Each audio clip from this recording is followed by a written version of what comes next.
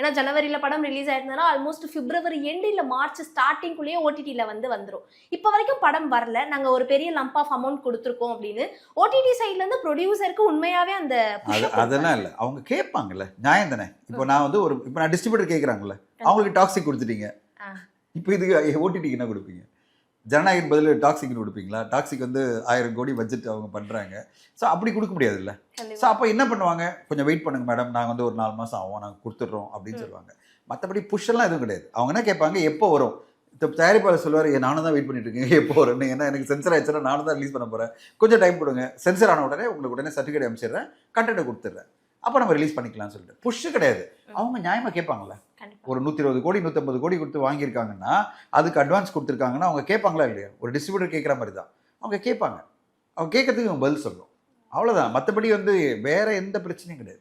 ஏன்னா இவ்வளோ டாக்ல இருக்கிற ஒரு படத்தை வந்து அவங்க வந்து விட்டெல்லாம் கொடுக்க மாட்டாங்க. அமேசான் பிரைம் பொறுத்தவரையும் அந்த படம் அவங்களுக்கு கண்டிப்பாக வேணும், எப்போ வந்தாலும் அது பெரிய ஹைப் அவங்களுக்கு. அதனால் அதெல்லாம் எந்த பிரச்சனையும் கிடையாது தயாரிப்பாளருக்கு. அதெல்லாம் பெரிய டென்ஷன் கிடையாது. டென்ஷன் என்ன, பதில் சொல்லணும். அவங்க மெயில் அனுப்பிட்டே இருப்பாங்க எவ்ரி மந்த். இப்போ ஜனவரியில் வரும்னு சொன்னீங்க, அப்புறம் பிப்ரவரி சொன்னீங்க, இப்போ மார்ச் கூட வராதுன்றீங்க, அப்போ எப்போ தான் வரும்? பதில் கொடுங்கன்னு சொல்லுவாங்க. அதுக்கு பதில் கொடுக்க வேண்டிய கட்டாயம் வந்து ஒரு தயாரிப்பாளர் கண்டிப்பாக இருக்கும். அவர் கண்டிப்பாக கொடுத்துருவார். என்ன சொல்லுவார், madam latest by May release பண்ணிடுவேன், அதோட முடிஞ்சிச்சு.